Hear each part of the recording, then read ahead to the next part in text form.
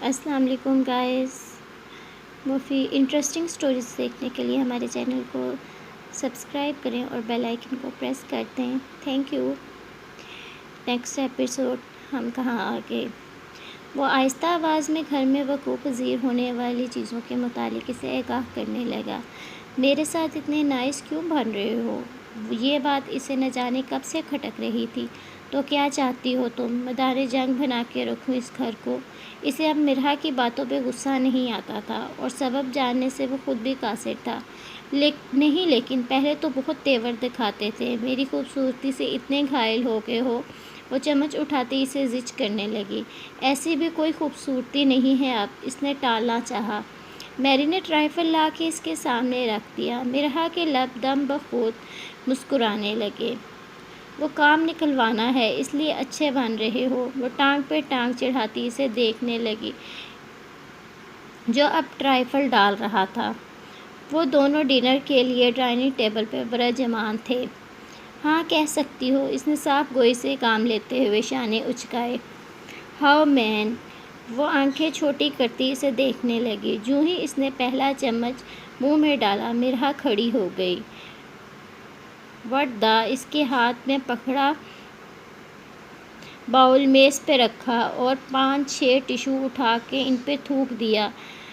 میری تمہاری عقل مر گئی ہے کیا؟ وہ گلاس میں پانی ڈالتا چلایا۔ رائفل میری نے نہیں، میں نے بنایا تھا۔ اچھا نہیں لگا؟ وہ منہ کھولے افسردہ سی اسے دیکھنے لگی۔ مرحا کی بچی۔ وہ گلاس ختم کر کے میز پر رکھتا خطرناک تیور لیے کھڑا ہونے لگا، مگر وہ تیزی سے سیڑھیوں کی جانب بڑھ گئی۔ Good bye. وہ ہاتھ ہلاتی اوپر چلی گئی۔ بے وقوف کہیں کی، پتہ نہیں کون سی مرچیں ڈالی ہیں، رنگ تو سفید ہے۔ وہ آگے ہوتا رائفل کو دیکھنے لگا۔ چہرے پہ الجھن تھی۔ اسے معلوم نہیں تھا کہ مرحا نے سفید مرچوں کا استعمال کر کے اپنی کارروائی کو مخفی رکھا تھا۔ ڈیل تو تم کر چکی ہو، اب دیکھنا میں کیا کرتا ہوں۔ اس کا بدلہ لینے کا ارادہ کرتا اسے چیلنج کرنے لگا، جو وہاں موجود ہی نہیں تھی۔ فون رنگ ہونے لگا تو وہ ہاتھ صاف کر کے اسے اٹھانے لگا۔ رات کے وہ کمرے میں آیا۔ کمرہ روشنیوں میں نہایا ہوا تھا۔ اسے اس کے جاگنے کا گمان ہوا۔ پیشانی پہ بل ڈالے وہ اسٹڈی کی جانب بڑھ گیا، مگر وہاں وہ موجود نہیں تھی۔ وہ متحیر سا واپس پلٹا اور ناگہان بیڈ پہ سوتے ہی اس کے بے خبر وجود پہ جا ٹکرائی۔ اوہ ہو، تو میڈم لائٹ آف کیے بغیر ہی سو گئی؟ وہ آواز آہستہ کرتا اس کے پاس آ گیا۔ چند لمحے ساکت اس کا چہرہ دیکھتا رہا جو حجاب سے بے نیاز تھا۔ بال منتشر ہو کے اس کے چہرے پہ آ رہے تھے۔ وہ آج پھر اسی کی ٹی شرٹ پہنے ہوئے تھی۔ تمہیں کیا سوجی ہے مجھے یوں ہراساں کرنے کی؟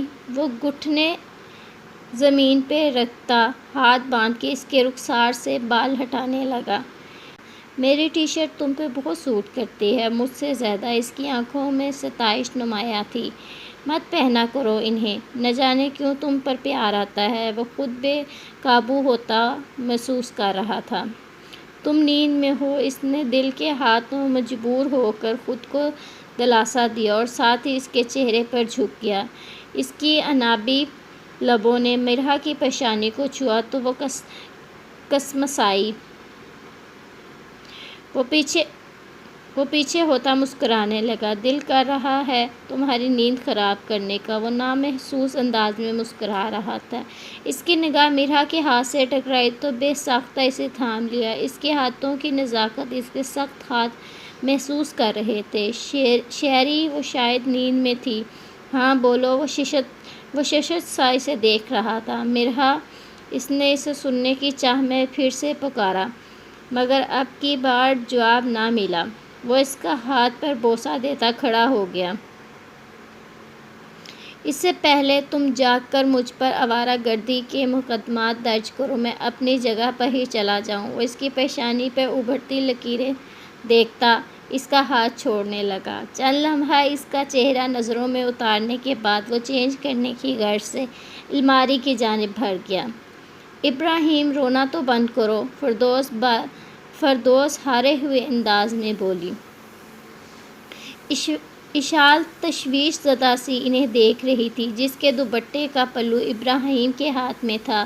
اشال نہیں جائے گی، ہمارے گھر رک جاؤ۔ وہ گول گول بڑی آنکھوں میں اشک لیے اس کی جانب گھوما۔ آپ نے کہا دیر سے چلی جانا، دیکھو اب 10 بج گئے ہیں، اب بھی آپ سو جاؤ گے، صبح جب اٹھو گے تو میں آ جاؤں گی۔ وہ محبت بھرے انداز میں اس کے رخسار پہ گرے آنسو صاف کرنے لگی۔ نہیں، ہمارے ساتھ ہی رہو گی آپ، میں ڈیڈی سے کہتا ہوں، ان کی بات مانتی ہو آپ؟ وہ اس کی بازو پکڑتا بیڈ سے اترنے لگا۔ دادو دیکھیں اسے، اس کے چہرے پہ خوف کے سائے لہرا رہے تھے۔ چلو اشال، وہ کہہ کے آگے بڑھا تو ناچار اسے چلنا پڑا۔ فردوس اسے جانے کا اشارہ کرتی خود بھی کھڑی ہونے لگی۔ ابراہیم، اچھے بچے ضد نہیں کرتے، آپ تو گڈ بوائے ہو نا؟ وہ اس کے ہمراہ زینے چڑھ رہی تھی۔ نہیں، میں بیڈ بوائے ہوں، میرے سارے فرینڈز کی ماما ان کے ساتھ رہتی ہیں، اس لیے آپ بھی ہمارے ساتھ رہو۔ اس کی بات مکمل سن کے اشال کے طوطے اڑ گئے۔ احمر کے کمرے تک جاتے ہوئے وہ مکمل طور پہ حیرت میں ڈوب چکی تھی۔ وہ تو لفظ ماما پر ہی اٹک گئی تھی۔ وہ ناک کر کے کھلے دروازے سے اندر داخل ہو گیا۔ احمر میز پہ پاؤں رکھے ہاتھ میں سگریٹ پکڑے ہوئے تھا۔ ارے آپ! وہ اسے اس وقت دیکھتا بکھلا گیا۔ اصل وجہ ہاتھ میں پکڑی سگریٹ تھی، جسے اس نے ایک لمحے کا ضیاع کیے بغیر ایش ٹرے میں مسل دیا۔ آج کیا مسئلہ ہے اب؟ اور تم کیوں نہیں گئی؟ اس کے سرد نگاہیں اشال کے چہرے پہ ٹکائیں۔ ڈیڈی، اشال ہمارے ساتھ رہے گی، صبح میرے ساتھ اسکول بھی جائے گی میٹنگ کے لیے۔ سب اپنی ماما کو لے کر آتے ہیں، میں بھی اشال کو لے کے میں نے بھی اشال کو لے کے جانا ہے۔ وہ اس کے بازو چھڑواتا اس کے پاس آیا تو احمد نے اسے گود میں اٹھا لیا۔ بیٹا، اشال آپ کی ماما نہیں ہے، ڈیڈی جائیں گے آپ کے ساتھ صبح۔ وہ دوسرے ہاتھ سے اس کے بال سنوارتا مسکرایا۔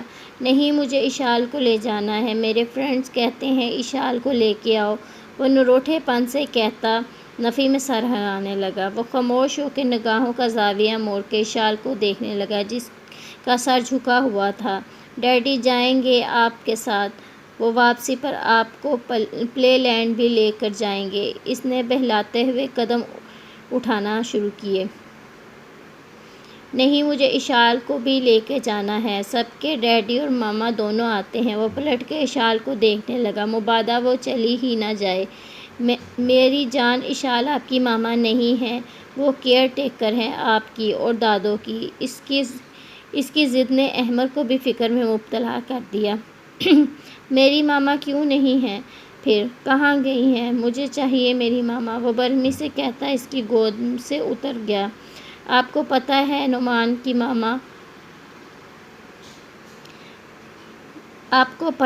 ماما روز اسے چھوڑنے آتی ہیں، اس کے سر پہ کس کر کے پھر سے کلاس میں چھوڑ جاتی ہیں۔ ابراہیم کی پلکوں پہ ٹھہرے موتی احمد سے شکوے کر رہے تھے۔ اشال رحم بھری نگاہوں سے اسے دیکھ رہی تھی۔ وہ ماں کی محبت کا پیاسا تھا، اتنے وقت سے ترس رہا تھا، تبھی ان 4 ماہ میں اشال کی محبت نے اسے اپنا گرویدہ بنا لیا تھا۔ وہ لاجواب ہو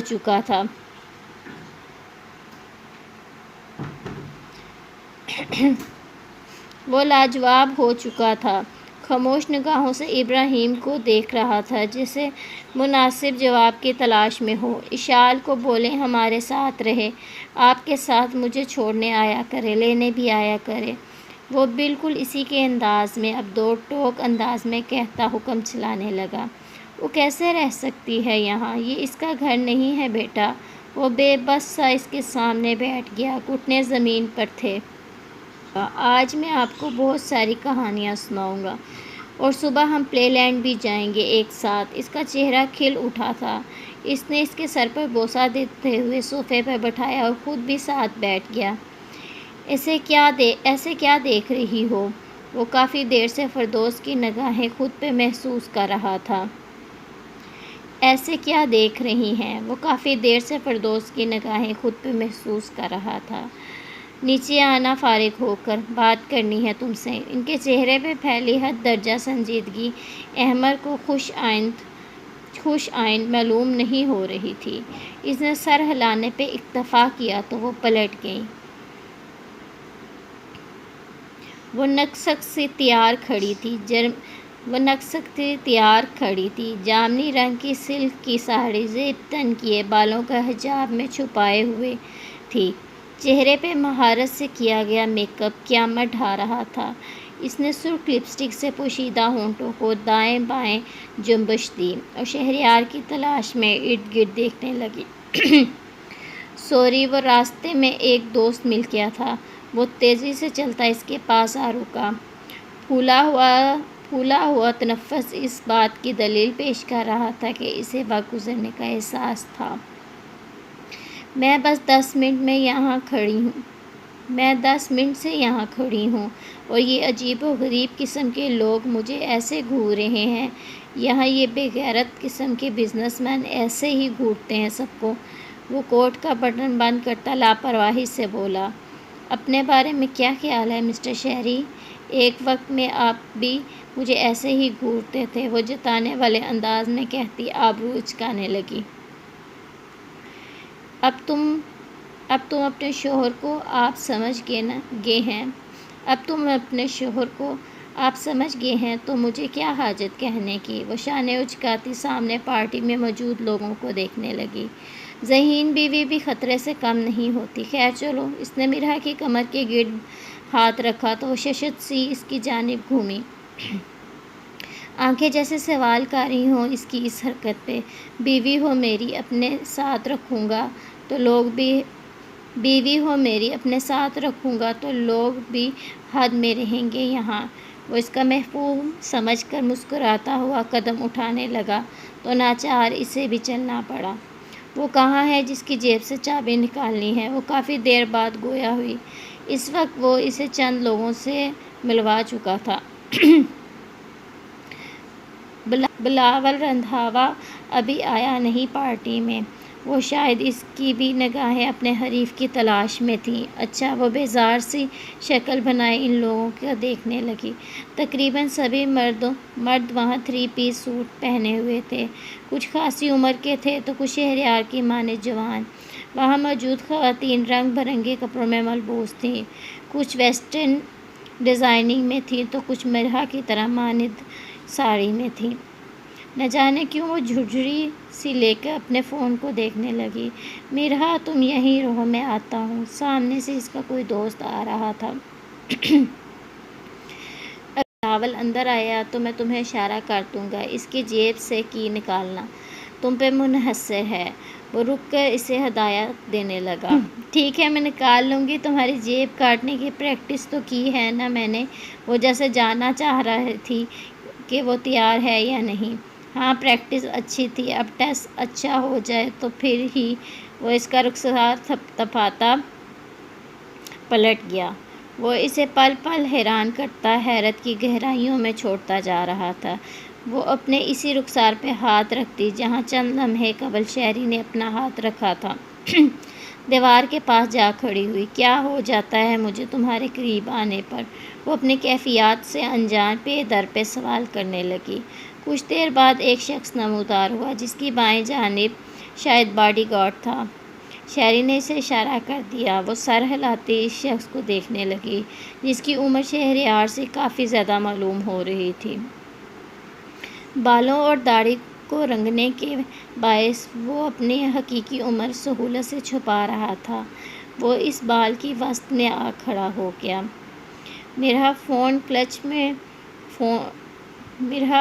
کلچ میں فون رکھتی قدم اٹھانے لگی۔ بلاول رندھاوا کسی سے مصافحہ کرتا گفتگو کر رہا تھا۔ وہ چلتی ہوئی اس کی بائیں جانب آ گئی۔ جوں ہی وہ اس کے ساتھ ہوئی وہ دانستہ طور پہ بلاول سے ٹکرا گئی۔ ٹکرانے کے باعث اس کا توازن بگڑا اور مرحا نے اس کی جیب سے چابی والا کارڈ نکال لیا، مگر جیسے ہی وہ جھکا تھا سامنے کھڑے ویٹر سے جا لگا جس کے ہاتھ میں پڑی ٹرے زمین پہ گر گئی۔ اسٹوپڈ! وہ سیدھا ہوا مرحا کی جانب گھوما اور اسے وقت کی مہلت دیے بغیر اس کے منہ پر تھپڑ دے مارا۔ اس کے حملے پہ مرحا کا منہ کھل گیا، آنکھوں کی پتلیاں پھیل کے باہر نکل آئیں۔ شہریار جوں ہی انہیں دیکھ رہا تھا بڑبڑاتا تیزی سے آگے بڑھا۔ "What naan sense! نظر نہیں آتا تمہیں وہ اس حجابی لڑکی کو پہلی بار ایسی کسی پارٹی میں دیکھ رہا تھا؟" شہریار اس کے دائیں جانب آ کھڑا ہوا، مرحا کے ہاتھ میں پکڑا کارڈ لے کر زمین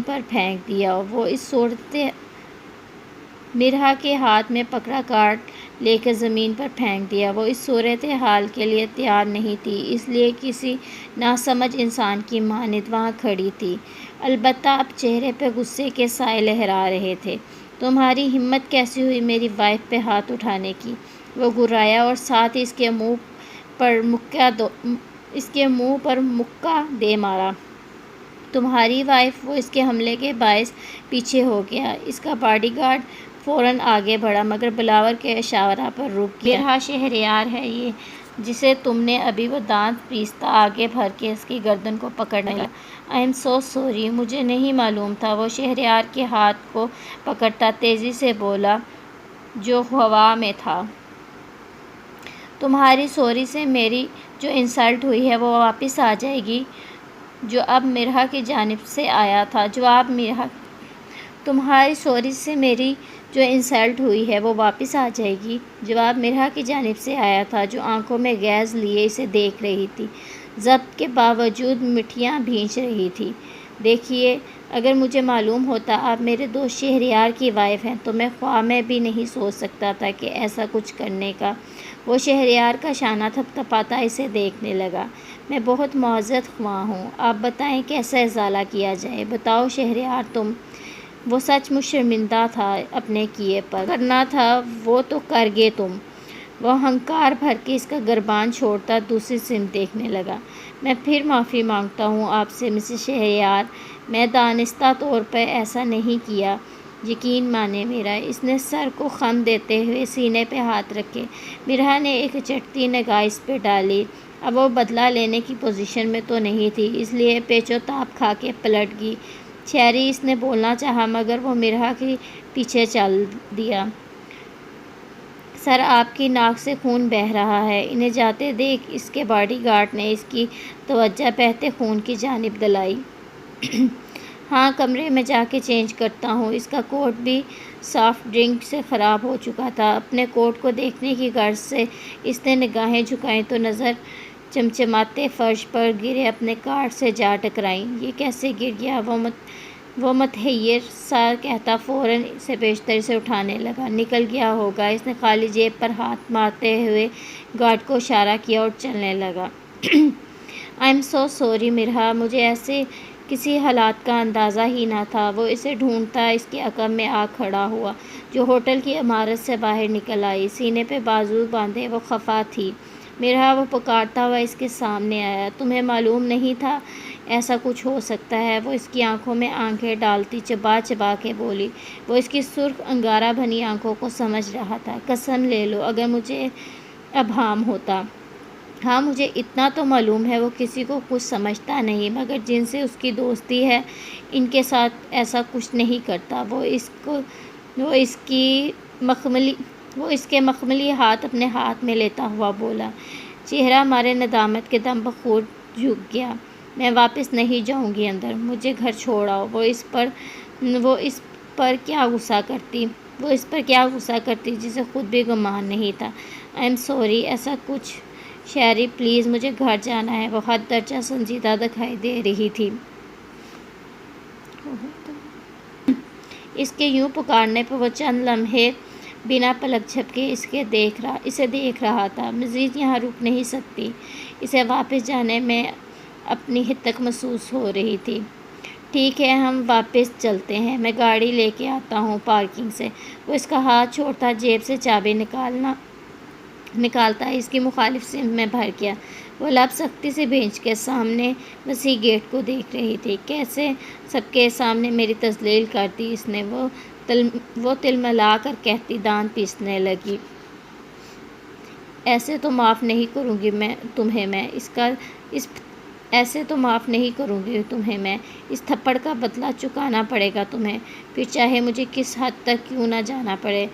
وہ انا پرست سی لڑکی اپنے وقار پر سمجھوتا کرنے پر آمادہ نہیں تھی۔ گاڑی کا ہارن سنائی دیا تو اس نے پلٹ کے دیکھا۔ ڈرائیونگ سیٹ پر بیٹھا شہری مسکرا رہا تھا۔ وہ سپاٹ انداز میں چلتی ہوئی گھوم کر گاڑی کی دوسری جانب آئی اور فرنٹ سیٹ پر بیٹھ گئی۔ میں کوئی اور طریقہ نکال لوں گا، دوسری پارٹی میں میں تمہیں نہیں لے جاؤں گا۔ وہ ایک نظر اس پر ڈالتا سامنے دیکھنے لگا۔ میں جاؤں گی، مگر تمہیں مجھے تفصیل میں بتانا ہوگا اس شخص کا کتنا اور کیسے نقصان ہوگا۔ وہ بت بنی سامنے دیکھ رہی تھی اور وہ متعجب سا اسے دیکھنے لگا جو اسے نہیں دیکھ رہی تھی۔ مگر میں جاؤں گی شہری، ضرور جاؤں گی، وہ اس کی جانب دیکھتے ہوئے سخت لہجے میں بولی۔ اچھا، گھر جا کے ڈسکس کریں گے۔ وہ الجھن کا شکار ہو گیا، اس لیے جھرجھری لیتا اسٹیئرنگ پہ ہاتھ رکھنے لگا۔ وہ سانس خارج کرتی ونڈ اسکرین سے باہر دیکھنے لگی۔ نہیں، تم اب واپس گھر نہیں آنا، کل صبح کی گئی ہوئی ہو۔ اسپیکر پر نصرت کی گرجدار آواز گونج رہی تھی۔ امی، رات آپ کو دادو نے فون کیا تو تھا، اور اب آؤں گی نا، بس ابراہیم سو جائے پھر نکلتی ہوں۔ وہ لب کاٹتی آس پاس دیکھنے لگی۔ ہاں، اب ان کے منہ کو میں نے کچھ نہیں کہا، مگر یوں کسی کے گھر میں رہنا ہرگز مناسب نہیں۔ کل کو تمہاری شادی بھی کرنی ہے، لوگ ہزار باتیں بنائیں گے۔ ان کے چہرے پر فکروں کا جال تھا۔ جی مجھے معلوم ہے، وہ بس رات ابراہیم ضد کر رہا تھا تو مجھے رکنا پڑا۔ میں بس اسے سلا کے آتی ہوں تھوڑی دیر میں۔ عقب سے قدموں کی آہٹ سنتے ہی اس نے فون بند کر دیا۔ ملازم کو دیکھ کے اس کے چہرے پہ اطمینان پھیل گیا۔ ابراہیم، بیٹے کا دودھ ریڈی ہے، وہ اسے متوجہ دیکھ کر بولا۔ اچھا، مجھے دے دیں، میں لے جاتی ہوں۔ وہ اسے چلنے کا اشارہ کرتی خود بھی قدم اٹھانے لگی۔ کمرے میں داخل ہوتے ہی اس کی آنکھوں میں تحیر سمٹ آیا۔